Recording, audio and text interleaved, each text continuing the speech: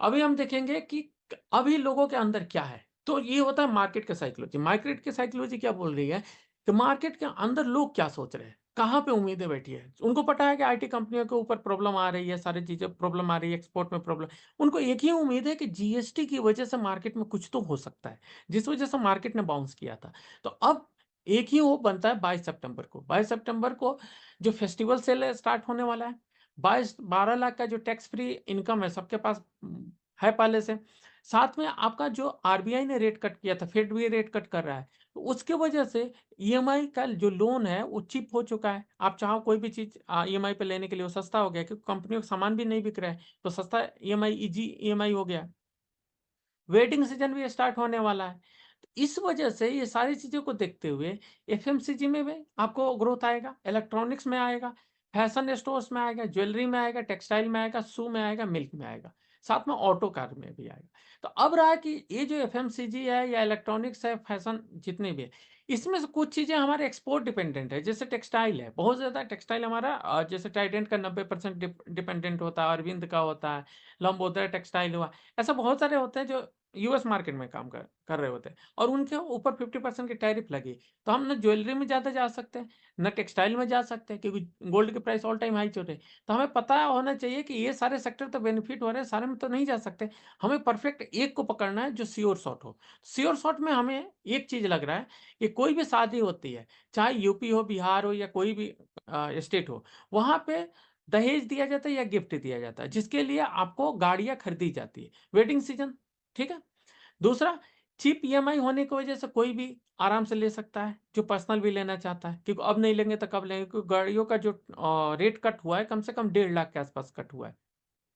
लोगों को अब टैक्स कम देना है, जो 12 लाख तक का टैक्स नहीं लग रहा है। और फेस्टिवल सेल की वजह से पहले से भी लोगों ने रोक रखा है कि जीएसटी कट होगा तो हम फेस्टिवल पे ही नया लेंगे, नवरात्रि पे लेंगे या दिवाली पे लेंगे। तो इस वजह से आपका ऑटो कार के जितने भी मैनेजमेंट है, सुजुकी, मारुति सुजुकी का मैंने वो सुना, उन्होंने जो बातचीत कर रहे थे कि अभी 30% का उन्होंने अपना स्टोर बंद कर दिया था, लेकिन अचानक अब बोल रहे हैं कि मुझे ग्रोथ एक्सपेंशन करना है, मुझे नए नए जगह पे खोलना है, मुझे कैपेसिटी बढ़ानी है। वैसे ही हीरो बात कर रहा है, टीवीएस बात कर रहा है, हुंडई बात कर रहा है, बोल रहे हैं कि इतने सारे ऑर्डर आने वाले हैं कि हम पूरा कैसे कर पाएँगे? हमें तो कैपेसिटी बढ़ानी पड़ेगी।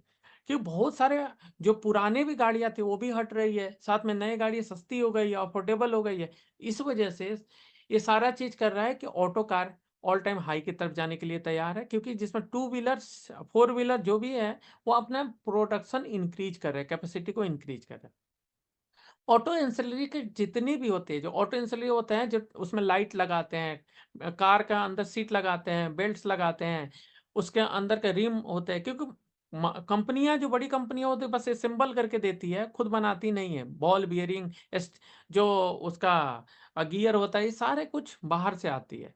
तो आप देखोगे जितने ऑटो एंसिलरी कंपनियाँ थे, उसमें से 5-6 तो ऑल टाइम हाई पे चल रही है, 52 वीक्स हाई पे चल रही है। लेकिन इनको बाकी कंपनियों को बोला गया है, जो छोटी कंपनियाँ भी थी, कि जल्दी से जल्दी डिमांड पूरा करो। तो ऑटो सेक्टर में आप देखोगे कि 500 अगर कंपनियाँ हैं, तो उसमें से 400 कंपनियाँ मल्टी बैगर हैं।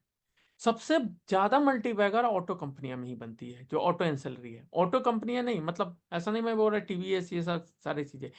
एक कंपनियाँ एक बार में 5 लाख, 6 लाख का ऑर्डर देती है बल्क में। ये सारी कंपनियाँ बना के देती हैं एंसिलरी, सारी चीज़ छोटे-छोटे पार्ट को देती है। तो ऐसे कंपनियों के बारे में देखेंगे। हाई सेल्स होगा, लो जीएसटी हो गया, क्योंकि पहले 28% का जीएसटी देना पड़ा था ऑटो एंसिलरी को, अब 18%, तो जीएसटी का बेनिफिट मिलने वाला है। सेल्स भी बढ़ जाएगा, पहले 1000 बेच रहे थे, अब 1 लाख बेचेंगे। ऑटो एंसिलरी सप्लाई करेंगे। साथ में हाई मार्जिन कैसे? जैसे हुंडई भी आके बोल रहा है, मुझे सप्लाई कर देना तुम। वो उसके साथ आपको सुजुकी आके बोल रहा है कि नहीं, मुझे भी सप्लाई कर देना। टीवीएस बोल रहा है, मुझे सप्लाई कर देना।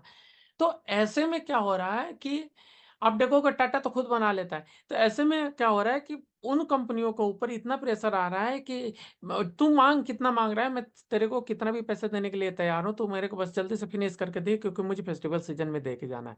तो जहाँ पे भी मोल-भाव इस तरीके से नहीं होता है, सीधा होता है कि जितना मुँह माँगा दाम दिया जाता है, तो वहाँ पे मार्जिन काफ़ी अच्छी आएगी और इसकी वजह से गुड रिज़ल्ट आएँगे। यही देख के एफआईआई पिछले 1 क्वार्टर से कंटीन्यूअस ऑटो खरीद रहा है। अब डीआई भी ऑटो खरीदना शुरू कर दिया। ऑटो और ऑटो एंसिलरी, और हम भी ऑटो एंसिलरी खरीद रहे हैं, जो हम आपको बता चुके हैं। जिसमें खरीदते हुए हमें करीब-करीब 1 सप्ताह से ज़्यादा हो गया। इसमें आप देखोगे कि जब अगर आईटी गिरता है और आईटी गिरने की वजह से क्या होगा, लोगों के पास पैसा फ्री होगा या प्रॉफिट बुकिंग होगा या लोग ढूंढेगा कहाँ पे चल रहा है, तो ट्रेंडिंग सेक्टर उसको क्या मिलेगा, ऑटो। देखिए ऑटो का तो सेल्स अच्छा आ रहा है, रिपोर्ट अच्छी आ रही है, बड़े बड़े जो ब्रोकरेज एजेंसी है उनका भी रिपोर्ट आना शुरू हो जाएगा, इतना सेल हुआ, ऐसा हुआ। अब उसके बाद से सारे लोग ऑटो सेक्टर पे। आपको याद होगा कि गवर्नमेंट का फोकस जब भी कहीं पे होता है, जैसे रेलवे पे हुआ था, रेलवे के स्टॉक एक महीने में 6 गुना बढ़े थे। 100 रुपया के स्टॉक 600 रुपया चला गया था, बाद में सारे को ऑप्शन में डाल दिया गया। डिफेंस पे डाला गया था, डिफेंस डबल हो गया था। सेम चीज है, अभी ऑटो पे फोकस हुआ, ऑटो के स्टॉक्स में बार बार बोल रहा हूँ, ऑल टाइम हाई लगाएंगे तो लगाएंगे, अगर उन प्रॉफिटेबल कंपनी है तो। अब लॉस मेकिंग कंपनी लोगे तो मुझे नहीं पता। अब आ जाते हैं भारत सीट। ये भारत सीट का देखो, बहुत दिनों से यहाँ पे डबल टॉप बना के यहाँ पे गिरा हुआ था। यहाँ पे सडन यहाँ पे अपर सर्किट लगते हुए दिख रही है, 151 पे मैंने दिया था, यहाँ पे अपर सर्किट लग गई। यहाँ पे क्या है कि यहाँ पे पहले किसी ने अच्छा खासा लोड किया था सितंबर में, लेकिन उसके बाद से यहाँ पे, क्योंकि जैसे अनाउंसमेंट होने वाला होता है तो इससे पहले ऑपरेटर यहाँ से निकल जाते हैं, एक बार ऑलरेडी रैली कर चुके होता है और इवेंट के पहले फिर से रैली स्टार्ट हो जाती है। फिर यहाँ पे देखो कि इतनी बड़ी वॉल्यूम कभी आई नहीं थी, तो इस प्लेयर साधु ने जी जो रिटेलर उसको निकाल चुका है, और फिर जिस लेवल पे सीताराम। एंट्री लिया था उसी लेवल से फिर से एंट्री कर अपना कैंडल बनना, रिवर्सल होना शुरू हो गया है। तो यहाँ पे फिर से ये 180 190 तक या 200 भी जाते हुए दिख सकता है भारत सीट। 5% का यहाँ पे सर्किट लिमिट है, ध्यान रखना है यहाँ पे।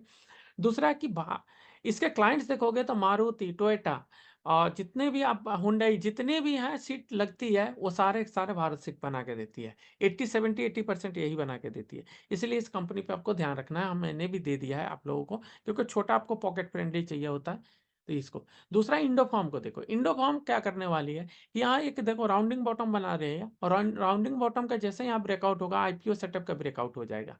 यहाँ पे 30 रुपीज के बाद आईपीओ सेटअप, ये जनवरी में आई थी 2025 में।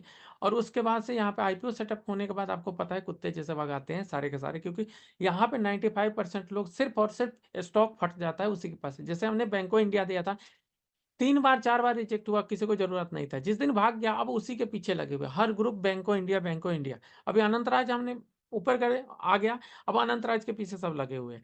तो आपको या तो टॉप पे खरीदना है और हर साल फंसना है, या फिर आप जब ब्रेकआउट दे रहा है उसके पहले खरीदो और होल्ड करो। हमने इसको 220 पे दिया है, जिसका प्रूफ आपके पास है, यहाँ पे 232 पे दिया है, और 236 के आसपास उसी दिन आ गया था, और इसके बाद से अभी 257 के आसपास चल रहा है। यहाँ से भी स्टॉक अगर ब्रेकआउट देता है तो अच्छा खासा जाएगा, क्योंकि इंडोफार्म ने अपना जो ग्रोथ का, वॉल्यूम ग्रोथ का 30% बढ़ा दिया है, और साथ में इसने 2026 में इसका एक और जो प्लांट है, न्यू फैसिलिटी, वो स्टार्ट हो जाएगा। तो ये करीब करीब दिसंबर या जनवरी में स्टार्ट हो जाएगा, उसके वजह से यहाँ पे और रैली आते हुए दिखेगी। कंपनी का देख लेते हैं, तो चंडीगढ़ में कंपनी है जो पंजाब में, आपको पता है पंजाब हरियाणा ये सब चीज़ें पता ही हैं। यहाँ पे एक चीज़ बता रहा था मैं, ट्रैक्टर भी बनाती है, क्रेन भी बनाती है। साथ में आप देखो कि अभी बाढ़ आई थी, जो फ्लड आए थे, जिस वजह से आप देखो 5000 ट्रैक्टर को बुलाया गया था, ताकि यहाँ पे पैडी प्लांट से सारी चीज़ों को काट के ढुलाई किया जा सके, और नए प्लान जो फील्ड को तैयार किया जा सके। बहुत सारे क्रेन्स क्रेन्स का यूज हुआ था, जहाँ पे घर गिर गए थे उनको मकान को ठीक करने के लिए, ये अभी की रिपोर्ट है। और काम कहाँ करती है, चंडीगढ़ में। तो यहाँ से बहुत सारी चीज़ें, इसके जो ट्रैक्टर्स है उसको हायर किए गए थे, जिस वजह से इस स्टॉक में यहाँ पे रैली आती हुई दिखी थी, जो आपको दिख रहा है 222 से 236 के आसपास। अब देखो, सीआई ऑटोमोटिव की बात करते हैं। सीआई ऑटोमोटिव भी ऑटोमोटिव पार्ट बनाती है, नाम से ही आपको लग रहा है। यहाँ पे भी देखो कि अच्छे-अच्छे क्लाइंट्स हैं, सारे के सारे टॉप ब्रांड्स इसके क्लाइंट्स हैं। यहाँ पे वॉल्यूम देखो कितना अच्छा वॉल्यूम का स्पाइक आ रहा है। साथ में एक शोल्डर ये बना हुआ है, एक शोल्डर यहाँ बना है, एक मुंडी यहाँ पे है। मतलब ये हेड है, 2 शोल्डर है। हेड एंड शोल्डर का, इन्वर्टेड हेड एंड शोल्डर का ब्रेकआउट हुआ है, हो चुका है। और यहाँ पे अगर 470 का लेवल निकाल देता है, तो यहाँ पे आपको 550 तक जा सकता है। इसमें बहुत हाई है, और इसमें पूरा खुला आसमान है। ये जैसे-जैसे ऊपर जाएगा, लोगों का ध्यान बहुत ज़्यादा जाएगा। मिंडा कॉर्प की बात करें, तो मिंडा कॉर्प का भी देखोगे तो यहाँ पे आपको इन्वर्टेड हेड एंड शोल्डर बन रहा है। सीधे-सीधे यहाँ पे आपको हेड बन रहा है, ये दोनों शोल्डर बने हुए हैं। और यहाँ पे आपको देखो ट्रेंड लाइन ब्रेकआउट भी हुआ है।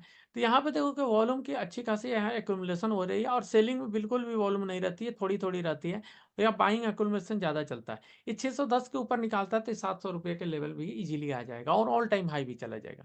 इगर्सी मोटर की बात करते हैं, इगर्सी मोटर बहुत दिनों से फॉल आ रहा था, लेकिन अभी देखो वॉल्यूम क्या क्या स्पाइक हुई है। यहाँ पे 2 मूविंग एवरेज भी क्रॉस होते हुए दिख रहे हैं और साथ में ये इगर्सी मोटर जितने भी मैग्नेटिक मोटर्स होते हैं, जो मैग्नेट के लिए हम चाइना के लिए हाथ-पैर जोड़ रहे हैं कि मुझे मोटर सप्लाई करो, हमें ईवी में लगाना है, हमारे लिए मैग्नेट कम हो गए।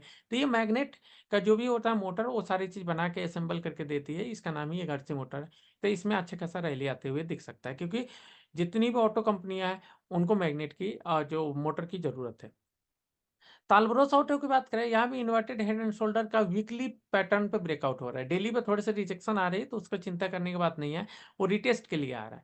यहाँ पे आप देखो कि वीकली अभी भी ट्रेंड ठीक है और यहाँ पे आपको कुछ ही दिनों में यहाँ पे फिर से ब्रेकआउट होकर 350 के लेवल आते हुए और 390 का लेवल निकाल दिया, तो फिर यहाँ पे आपको बड़ी रैली आते हुए दिख रही है। यहाँ पे सेलिंग अगर वीकली देखोगे तो सेलिंग की जो वॉल्यूम काफ़ी कम है।